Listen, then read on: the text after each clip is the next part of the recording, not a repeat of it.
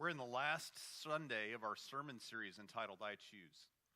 We've talked about important decisions for the last 3 weeks that there's a clear choice between. And today, I'd like to introduce our sermon with a question. How many of you would say honestly that sometimes that you wish there was more time to do something that was really important to you? If you would say that, just raise your hand, just shoulder height. Some of you are like, I don't know whether I should raise my hand about this or not. But how many of you wish, honestly, that sometimes you had more time to do something that was really important to you? I wish I had more time to spend with my kids. I wish I had more time to pursue a hobby.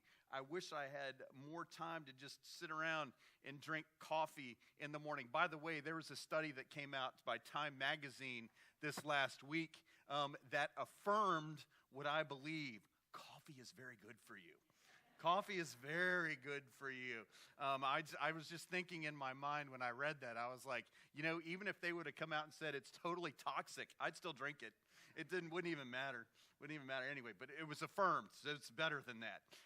But anyway, so we've got these things that we want to do. We want to spend more time. We want to work on projects. We want to pay our bills. We want to fish more. We want to go to the beach more. Whatever it is that's really important to you that you don't have time to do, that you wish you had more time to do. I've been in ministry for a little over 10 years. Even before that, I have never asked someone how they're doing, and they've said, I'm feeling really relaxed today. How you doing? I've got plenty of time on my hands right now. I've just got plenty of time. You know what people say most of the time? Hey, how you doing? I'm really busy. Some of you are like, I'm really tired. No, but really, most people say I'm really busy. I look around. There are many of you who are involved in lots of different things, who are holding down a couple of jobs right now, people who are going to school and who have what we would call a day job or whatever. How many of you have noticed that? You just feel really busy all the time. I can't prove it. I think it's really theologically hard to prove, but I would say this. If Satan can't get to you to make you bad, he will make you busy. If Satan can't get to you to make you bad, he will make you busy. He'll make you be busy doing things that don't really matter. How you doing? I'm really busy right now. In fact, I think if I asked how many of you said, I wish I had more time to do something, and almost everybody raised their hands at least a little bit, I think we have a little issue here to deal with, and it's regret. We talked about it a couple of weeks ago. Here's the thing. We want to make decisions right now that are good and healthy so that we don't experience regret down the road, right? We're working to do this because here's a fact. You choose how you spend your time. You choose how you spend your time. What are we talking about here? Anytime that I say, I wish I had time to do something different, do you know what that means? There's only one person who's choosing how I spend my time, and it's not Melanie. It's not God. It's me.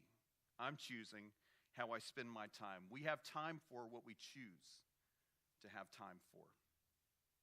Our choice today that I want to talk about is something that's really important. And it's choosing, indeed, the important over the urgent. Choosing the important over the urgent. And with God's help, he's going to empower us to realize some very important principles this morning. But I want to differentiate a little bit between important and urgent because they sound a lot alike, don't they? Important and urgent. Here's what we see, and tell me if you follow me here. I'm going to give you a few examples. If you're a business owner and you've got an upset, angry customer in front of you, is that important or urgent? That's urgent. That is urgent right there. You know what's important? Putting processes into place that prevent angry customers, right? That's important, right? How about this? How about this? When your car engine seizes up because you haven't changed the oil in it in like 90,000 miles, is that important or is that urgent? That's urgent, that's right. What's important? Making sure that the maintenance is done on your vehicle so that doesn't happen. What if you're really, really sick because you don't get enough sleep and you don't take care of yourself? What's the urgent thing you need to do? It's urgent that you get to the doctor and you get healthy. But it's important that you acknowledge that your entire life is an act of worship to God, and you need to take care of your temple better. That is the most important thing. So you see what we've got here. We've got examples of choosing the important over the urgent. And indeed, when you choose the important over the urgent, you don't have as many urgent things to deal with. Seth Godin, one of my favorite authors right now. He's a marketing and business guru. Some of the things that he's come out with is this, just a few. Being aware of your fear is smart. Overcoming your fear is the mark of success. That's pretty good, isn't it? How about this one? Dig your well before you're thirsty. I mean, honestly, that sounds something like your grandfather would say, probably, right? This is a good one. In a crowded marketplace, fitting in is failure. In a busy marketplace, not standing out is the same as being invisible. I mean, he's got lots of really good one-liners, lots of great books. Seth is a thoughtful leader, and here's what he says about the important and the urgent. He says this: if you choose what is important, you won't deal with as many things that are urgent. And he goes on to say, the opposite is never true. If you're dominated by the urgent, you will never get to the important. You will never get to the important. So I'm going to encourage you today to make a decision, to go for what's important, instead of what seems to be the urgent in your lives. Okay, so we're going to start in the New Testament today, and there's a story that you're all probably pretty familiar with that's going to sort of describe what the important and the urgent look like. It's Mary and Martha. Remember Mary and Martha, Luke chapter 10? How many of you have ever had someone coming over to your house that you felt like you needed to clean up for? Anybody? Okay, no, everybody. That's right. So normal. We love to entertain at our place. And, we've got pets, we've got kids, sometimes can be mistaken for pets. But honestly, we've got this, and it takes an act, a really big act to get everything put away and get everything cleaned up. And it seems like, correct me if I'm wrong, when we get everything cleaned up and we get everything perfect, who's playing with Legos in the living room? That's right. The kids are back. They're dragging things back out right after we got everything cleaned up. It's really not, but I understand how Martha feels here. Jesus, this itinerant teacher, this rabbi that's been doing miracles all over the place, she gets word that he's coming to her house. So what does she say? I've got to clean this place up. I got to get it clean. But luckily, she's got her sister there, right? Well, maybe not so much. Let's take a look at the word. From Luke chapter 10. Jesus and his disciples were on their way. He came to a village where a woman named Martha opened her home to him. She had a sister named Mary who sat at the Lord's feet listening to what he said. How many of you have ever been in this position? Let's see what we got going here. But Martha was distracted by all the preparations that had to be made. Hey, let's just face it. Somebody's got to take care of business, or business ain't going to get taken care of, right? Okay, so Martha's taking care of business. She came to Jesus. You can only imagine what type of trust Jesus must have engendered in people, that this woman who had him in her home would come out and rat her sister out. Anyway, so she came to Jesus and asked, Lord, don't you care that my sister has left me to do all this work by myself? Teacher, tell her to help me. Tell her to help me. And here's what Jesus says. Martha, Martha, the Lord answered, you're worried and upset about many things. How many of you know somebody like that just carries the worries of the world with them all the time? You're upset about many things, but few things are needed, or indeed only one. Mary has chosen what is better, and it won't be taken away from her. Friends, can we say this? Martha, it says in the scriptures, was distracted, wasn't she? Mary chose what was important. Listen, we know that business has to get done and business has to be accomplished. Somebody's got to take care of business, right? Somebody does. But there's a choice that we have to make at times to choose the important over the urgent. And if we're not intentional about it, I promise you, you will always get caught up in choosing the urgent over the important because it's what's right in front of you. We choose to do what we have time for, right? And that's why with the help of God, we'll choose what is important over what's urgent. Just as a beginning illustration of this, everything in life that I've needed to know, I've learned from my wife, I've learned from my mom, you've all heard that, my grandmother, and from my senior drill instructor in Marine Corps boot camp.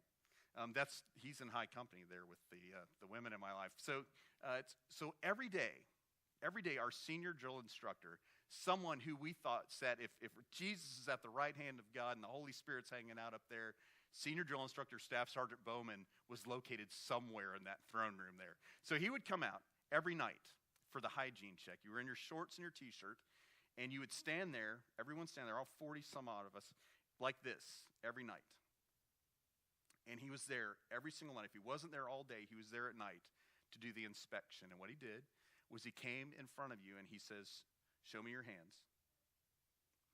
And then he looked at your arms and your legs and your feet. And he said he paid special attention to people's feet. And he said on the last day of boot camp, he said, the most important thing, why if I didn't have time or if I was so sick that I couldn't come in and train, I came in to make sure you were physically well every single day so that you could do what is most important. My most important job was making sure that you were ready to train and become a United States Marine every single day. So when he would come by and look at you, if he noticed and broken fingers, broken toes, but he especially checked out people's feet because he said that's where the problems really begin. If you've got something special growing on them, which a lot of people did, or if you had a black and blue toe, or if you broke a toe, he would get that, you would have to go and get that taken care of immediately. He said, because this is so important, it prevents us from having an emergency when we're training. And friends, in this same way, choosing to do what is important will keep you safe and in line with God's will for your life. It certainly will. So let's talk about this. I'm not just saying, hey, and by the way, this sermon is for me. You're just kind of in the room with me as I'm talking to myself this morning. But choosing the important over the urgent is absolutely, phenomenally important. So I'm not just going to say, hey, we're all messed up. We just need to pray about it. I've got 3 things that I think are really going to help us this morning. And they are these. Number 1, create artificial deadlines for yourself. Create artificial deadlines for yourself. Now, I want to define this for you, what artificial deadlines are. You guys ready? Ready? Artificial deadlines are artificial deadlines. You got it? You got it? They're fake deadlines. They're not real. Let me give you an example. I'm supposed to have my sermon prepared. My hard deadline is 8:11 on Sunday morning. Do you know why? Because I'm standing up here getting ready to preach at 8:11 every single Sunday morning. And if it's not prepared, guess what? You suffer. You suffer. Those 8 o'clock people really suffer. But honestly, you suffer. But my artificial deadline is Wednesday. That's my artificial deadline, to have almost everything done and ready to go. What happens when I don't meet that artificial deadline? It ruins the rest of my week and makes me basically worthless to the people who need me the most. Melanie and I were shopping for the pancake breakfast on Friday, and I still had some things that I needed to wrap up for this sermon. Melanie, how many words did I say when we were in Costco? Yeah, it's exactly 5. Most of them were like, hey, do you want to try this? Sure. Yeah, that's whatever. I left my cell phone hooked to a cart. And when we were leaving, I was so distracted when we were leaving Costco there. But it was because I didn't make the artificial deadline that I had set for myself. Setting artificial deadlines is a great tool to use. Just another way to illustrate this. How many of you have ever been going out of town in the middle of the week, like on a Wednesday, and you had to get 5 days of work done in like 2 days? Have you ever done that? And you've got a deadline there on Tuesday evening, and invariably you finish 5 days of work in 2 days, right? Right? You do? This is we have to choose the important over the urgent, and the artificial deadline thing is such an important tool in that. So the second thing that we're going to talk about, number one, is setting artificial deadlines. It's really important. It keeps the pressure off of you. It keeps the urgent away from you. Second thing, be ruthlessly selective on your yeses. Be ruthlessly selective in your yeses. I know that you've all have probably heard versions of this before, but you need to be incredibly prayerful and careful about the things that you say yes to. In fact, I would argue with all of my heart this morning that it isn't an overcommitment that keeps people away from God or that destroys people's lives. I'm sorry, it's not undercommitment or lack of commitment, it's overcommitment. Let me say it again, and hopefully a little bit clearer this time.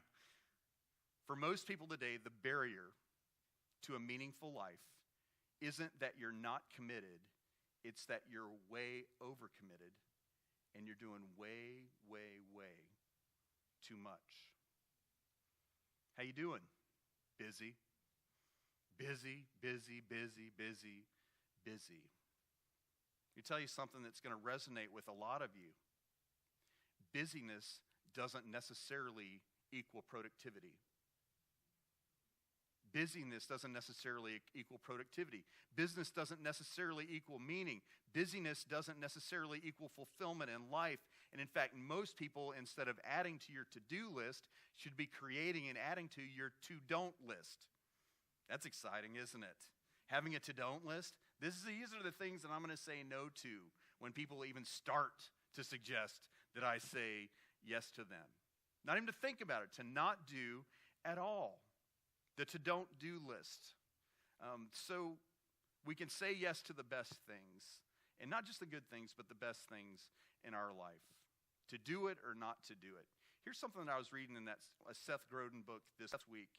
The best leaders don't do more, they do more of what matters most. The best leaders don't do more, they do more of what matters most. That's pretty cool, isn't it? It kind of resonates, kind of intuitive a little bit. I got to tell you, I'm struggling with this right now. I'm struggling with this. Remember, this is just you all being in the same room as I'm talking to myself this morning. I spend 30 hours a week writing. I mean, just try to get your head around it. I mean, honestly, 30 hours a week. And I have been convicted to my very core that I need to change the way I'm spending my time. And I called my parents to talk to them about it. And sometimes I think that they just try to get on the phone at the same time with me, that one of them holds the hand over the receiver and they're like, we got a live one here. Get on. This is hilarious. I was like, I don't know why I feel so guilty about this right now. I mean, I totally feel like I should be spending more time with people, but I don't have time because I'm too busy doing this other stuff. And my mom chimes in, and she's like, well, do you know what's really important to people? Relationships are important to people. It's the most important thing to people. Said that other writing stuff you're doing is important, but relationships are most important. I've got to go make cookies now. And I was like, okay, thanks. I appreciate that.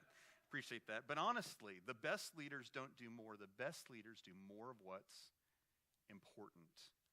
Period. Period. So the third thing, do first what matters most. Kind of intuitive, right? The important things you have to do. Here's what Seth Godin said. If you don't do the important things first, when do you do them? Never. Never. You say last, and I say, statistics say you don't get around to it. You get overcome by the urgent, and you don't have time for the important. In your relationships, if you're a parent right now and you're married, what happens? If you don't say that it's so important that you spend time together in developing your relationship, becoming closer to one another, you will be torn apart by the urgent. You will be. You will be. What does the urgent look like? I've got to work late tonight again because I'm behind. I've got to do this. I've got to do that. We get owned. This isn't saying anything about anybody. I'm in the same boat.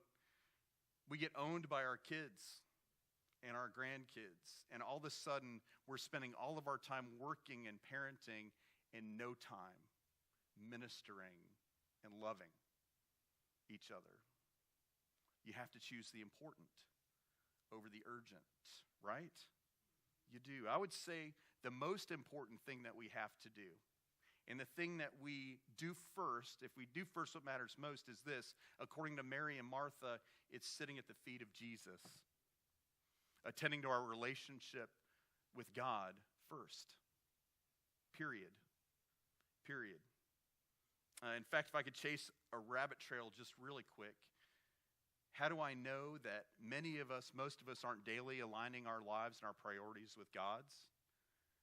Because I know people and I know myself. In the days that I don't get to it first thing, do you know when I get back to it? The next day, or even the next day. And we have to make it a priority. Here's what happens. We seek God first. How do we seek God first every day? By praying. What do you do when you get up in the morning? When you wake up, when you open your eyes, what do you say? Dear Lord, where's the coffee? I mean, honestly. But what do you say? This is the day that the Lord has made. I'll rejoice and be glad in it. God, I want to help somebody for you today. Put me in the right place at the right time with the right attitude to do what you want me to do today. You start off your day like that.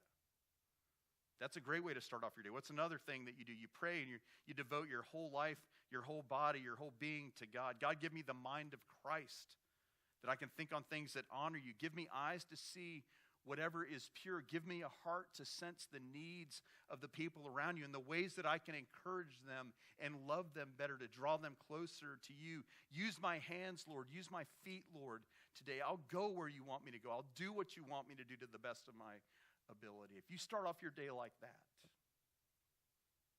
you'll be doing first what matters most. Friends, there are lots and lots and lots of things that are going on in everybody's life. You want to freak somebody out when they say, hey, how you doing? Don't say I'm busy. Don't say I'm tired. Say I'm blessed.